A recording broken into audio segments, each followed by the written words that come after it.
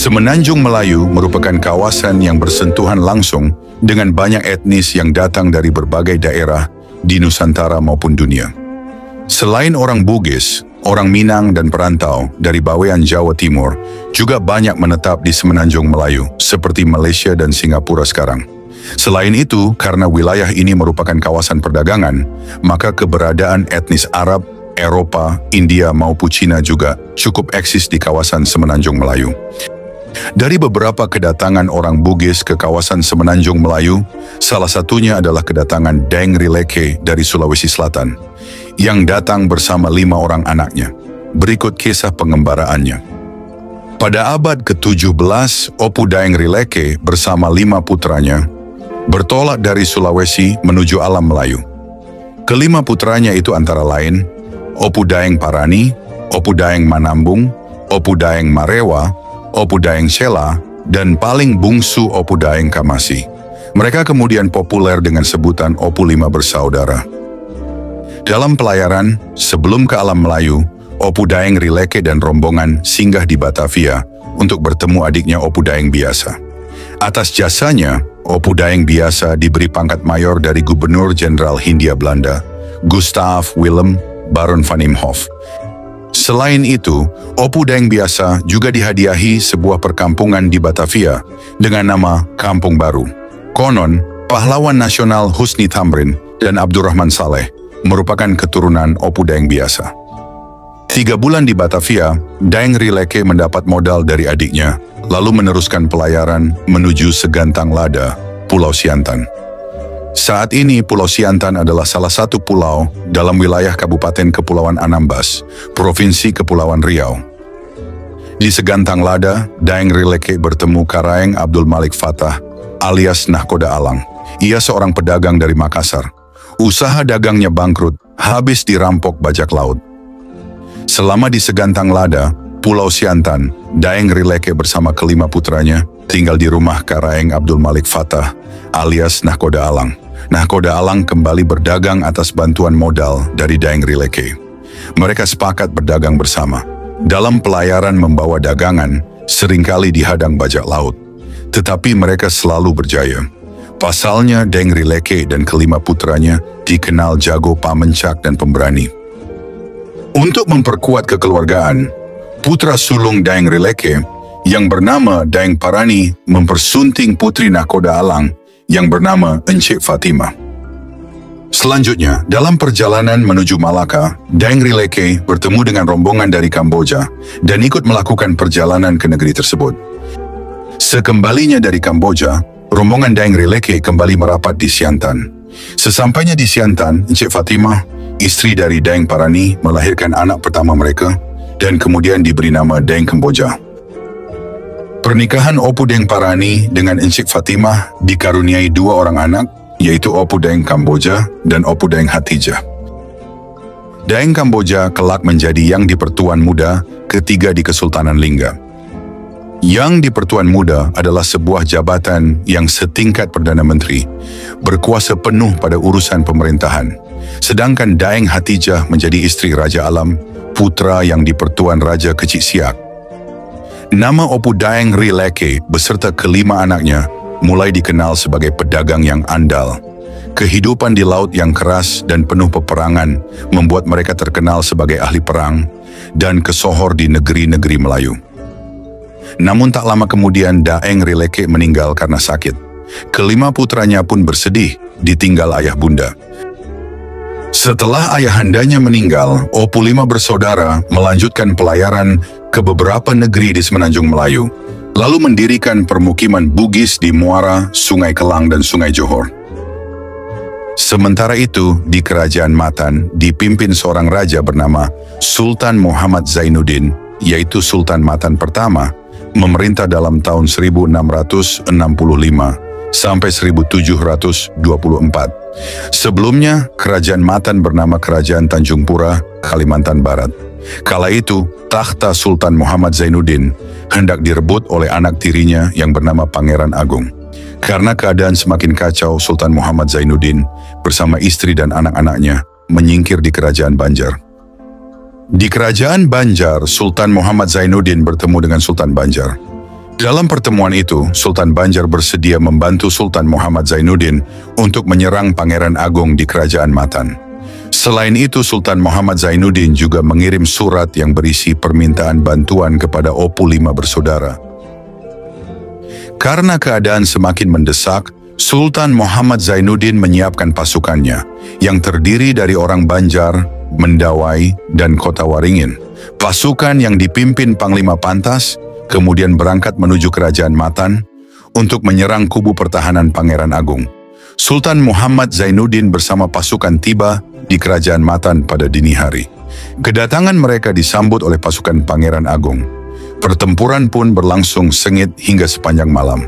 Dalam pertempuran tersebut, Panglima Pantas terbunuh, sehingga pasukan Sultan Muhammad Zainuddin kocar-kacir. Pasukannya yang terdiri orang Banjar, Sempat Mendawi, dan Kota Ringin akhirnya melakukan gerak mundur. Meskipun sudah terdesak, Sultan Muhammad Zainuddin tidak mau menyerah. Lalu ia berlindung di sebuah masjid. Akhirnya Sultan Muhammad Zainuddin terkepung oleh musuh. Pasukan Pangeran Agung dipimpin oleh menantunya yang bernama Daeng Mateko, juga merupakan keturunan Bugis. Daeng Mateko dibantu oleh Tuan Haji Hafiz. Pasukan Pangeran Agung mengepung posisi Sultan Muhammad Zainuddin yang berlindung di masjid. Sultan Muhammad Zainuddin sempat berkata, "Wahai engkau semua sanak saudara, menteri dan panglimaku, sampai hati kalian membuatku sedemikian ini." Mendengar kata menyedihkan itu, sebagian penggawa dan kerabatnya prihatin dan menangis. Sebagian kerabat Kerajaan Matan hendak membawakan makanan, minuman dan tembakau kepada baginda Sultan Muhammad Zainuddin. Akan tetapi dilarang oleh Pangeran Agung. Bahkan Pangeran Agung semakin memperketat pengepungan sekitar masjid tempat Sultan Muhammad Zainuddin berlindung. Meskipun demikian, karena merasa kasihan melihat ayah tirinya, sesekali memperbolehkan kerabat kerajaan membawakan makanan dan minuman. Pangeran Agung juga tidak mau menyerang karena musuhnya berlindung di dalam masjid. Sementara itu, setelah Opu Lima Bersaudara membaca surat dari Sultan Muhammad Zainuddin, mereka pun bersiap untuk membantu Sultan Muhammad Zainuddin yang sementara terkepung dalam masjid di Kerajaan Matan. Tiba di Kerajaan Matan, Opu Lima Bersaudara ingin menemui Pangeran Agung secara baik-baik. Melalui Syah Bandar Kerajaan, akhirnya Opu Lima Bersaudara berjumpa dengan Pangeran Agung di Istana Kerajaan Matan. Setelah pertemuan, Opu Lima Bersaudara hendak menemui Sultan Muhammad Zainuddin yang sementara terkepung di masjid. Mereka hendak membebaskan sang sultan. Namun Pangeran Agung mengatakan keadaan Sultan Muhammad Zainuddin baik-baik saja. Rupanya Pangeran Agung enggan membebaskan sang sultan, ayah tirinya. Meskipun demikian, Opu Lima Bersaudara secara diam-diam menemui sang sultan. Setelah sampai di masjid tersebut, Opu Lima Bersaudara akhirnya bertemu Sultan Muhammad Zainuddin. Tak lama kemudian, sesuai permintaannya, Opu Lima Bersaudara membebaskan Sultan Muhammad Zainuddin dan membawanya ke Kerajaan Banjar. Di sana istri dan anaknya sudah menanti. Setelah mengetahui Muhammad Zainuddin dibebaskan, Pangeran Agung marah besar. Tapi apalah daya, ia sudah tahu tentang kemasyhuran dan keberanian Opu Lima Bersaudara. Murka sang pangeran menjadi sia-sia. Amarah pun meredup, pada akhir memilih mengalah. Pasalnya, Daeng Mateko, pimpinan pasukan Pangeran Agung, ternyata masih sepupu dua kali dengan Opu Lima Bersaudara, sehingga jalinan kekeluargaan itu tak bisa putus. Hingga pada akhirnya Pangeran Agung menyerahkan kembali tahta Kerajaan Matan kepada Sultan Muhammad Zainuddin, tak lain dan tak bukan ayah tirinya sendiri. Karena merasa berutang budi, Sultan Muhammad Zainuddin mengawinkan putrinya dengan salah seorang dari Opu Lima Bersaudara. Gadis cantik jelita itu bernama Putri Kesumba. Sebagai kakak sulung yang bertanggung jawab, Daeng Parani menunjuk adiknya Daeng Manambung untuk bersanding dengan Putri Kesumba. Sementara itu, Sri Paduka Adinda Ratu Sultan Mas Darawati, permaisuri Sultan Muhammad Zainuddin, merasa bahagia mendapat menantu yang gagah berani. Dari pernikahan Daeng Manambung dengan Putri Kesumba melahirkan beberapa anak diantaranya. Putri Chandramidi, Gusti Jamiril, Syarif Ahmad, Syarif Abu Bakar, Syarif Alwi, dan Syarif Muhammad. Dalam perkembangannya, Opu Daeng Manambung pindah ke Mempawah untuk menyebarkan agama Islam. Kemudian menduduki tahta di kerajaan Mempawah dengan gelar Panembahan Pangeran Masurya Negara. Daeng Menambung wafat pada tahun 1763 dan makamnya terletak di Sebukit Rama, Kampung Pasir, Mempawah Hilir, Pontianak, Kalimantan Barat. Sementara itu, anak ketiga Deng Rileke, yaitu Opu Deng Marewah, juga melewati pertarungan dan pergolakan dahsyat. Opu Deng Marewah bersama 4 saudaranya berhasil membantu kerajaan-kerajaan yang membutuhkan pertolongan. Salah satunya adalah menolong Raja Johor Sulaiman Badrul Alam Shah yang saat itu kekuasaannya direbut oleh adiknya Sultan Abdul Jalil Rahmat Shah dari Kerajaan Siak. Atas kesuksesan memenangkan pertarungan tersebut, maka pada tahun 1721, Raja Johor Sultan Sulaiman Badrul Alam Shah mengangkat Opu Daeng Marewah sebagai Yang di-Pertuan Muda Pertama Riau dengan gelar Kelana Jaya Putra. Dalam penobatan tersebut juga dilakukan sumpah setia antara Melayu dan Bugis. Untuk menduduki jabatan yang setara Perdana Menteri tersebut, tidaklah mudah karena harus melalui berbagai pertarungan dahsyat. Anak-anak Sulawesi ini tak pernah meminta jabatan apapun, namun merupakan penghargaan atas jasa dan pengorbanannya setelah menangani berbagai pergolakan dan pertarungan di Semenanjung Melayu. Opu Deng Marewah meninggal pada tahun 728 dan dimakamkan di Kota Rebah, Kepulauan Riau. Demikian pula putra keempat Deng Rileke, yaitu Opu Deng Cela. Seperti 4 saudara lainnya, Opu Deng Cela juga memiliki peran penting dalam membantu Raja Johor Sultan Sulaiman Badrul Alam Shah atas keberhasilan bersama saudaranya dalam menyelamatkan adik Sultan Sulaiman. Maka ganjarannya adalah Sultan Sulaiman Badrul Alam Shah menikahkan anak yang bernama Tengku Mandak dengan Opu Daeng Cela. Setelah kakaknya Opu Daeng Marewah meninggal, maka pada tahun 1728, Opu Daeng Cela dinobatkan menjadi Yang di-Pertuankan Muda Kedus Johor Riau. Opu Daeng Cela dikenal panglima perang yang berani dan pandai mengatur strategi, sehingga di saat pemerintahannya, daerah Johor Riau semakin disegani. Di bawah kepemimpinannya, Opu Daeng Cela memerintahkan penduduk Riau untuk menanam lada hitam dan gambir. Karena itulah pelabuhan Riau semakin maju dan ramai dikunjungi para pedagang. Pada tahun 1745, putra keempat Daeng Rileke tersebut, Opu Daeng Cela, meninggal dunia dan dimakamkan di Kota Lama, Kepulauan Riau. Tak kalah hebat dengan kakak-kakaknya, putra kelima Daeng Rileke, yaitu Opu Daeng Kamasi, juga dikenal memiliki peran penting membantu saudara-saudaranya dalam setiap perhelatan di bumi alam Melayu. Setelah berhasil bersama saudara-saudaranya dalam membantu kerajaan-kerajaan di Semenanjung Melayu dan Barat Borneo, ketika bersama saudara-saudaranya sedang berada di Riau, tiba-tiba datanglah sepucuk surat dari Sultan Umar Akamuddin yang merupakan Sultan Kerajaan Sambas. Adapun isi surat tersebut adalah mengundang kelima bersaudara agar berkunjung ke Kerajaan Sambas. Putra sulung Daeng Rileke, yaitu Opu Daeng Parani, dan keempat saudaranya sangat menghargai undangan dan maksud dari Sultan Kerajaan Sambas tersebut. Maka diputuskanlah bahwa yang akan memenuhi undangan tersebut adalah putra bungsu Opu Daeng Kamasi.